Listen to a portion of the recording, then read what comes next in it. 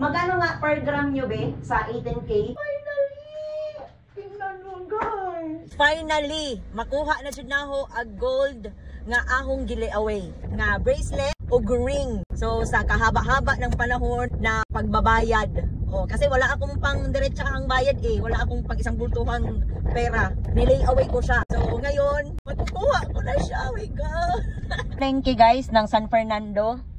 Tapos ito yung fire station ng San Fernando. Okay? Tapos dito lang po ito, Kamislay.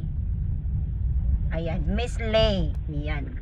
Okay. So, di ano dire guys. Hi, kuya. Good morning. Hi. Excited ako. Excited na ko guys. Oh my God! Ito na yun guys. Tingnan mo. Magaganda. Dahil na-fully paid ko na to, isusuot ko na to. Tingnan nyo guys. Nanginginig ako.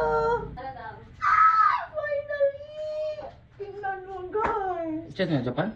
Yes, partner nito. Ito na? Japan din. Why Cambodia? Ala. Wait lang. Ala! Kanay, siguro kong nangurog. Nangurog na ko guys. Di ba? Japan gold. Nag-partner na talaga siya. Nakuha ko na talaga. Oh my God. So, i-flex na lang din natin ang kanilang store. Magkano nga per gram nyo, be? Sa 18K? 5,450 na. 5,450 ang per gram nila sa... Barato ra. Oo, barato ra. 18K na Saudi gold. Pakamura nila dito guys. So marami sila dito. Basta marami. Ayan. Ito ayan. Hindi ko lang sure kung makikita nyo.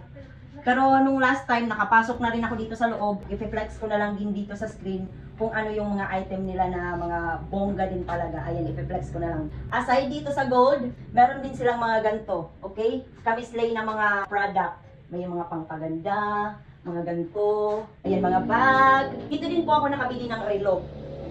Relo nila. Hindi lang gold ang meron sila. So kung gusto nyo pumunta, dito lang po ito sa may San Fernando. Malapit lang ito sa fire station. Okay? Bale, fire station, konting lakad lang dito, Miss Lay. So, check nyo na lang yung page nila. Okay?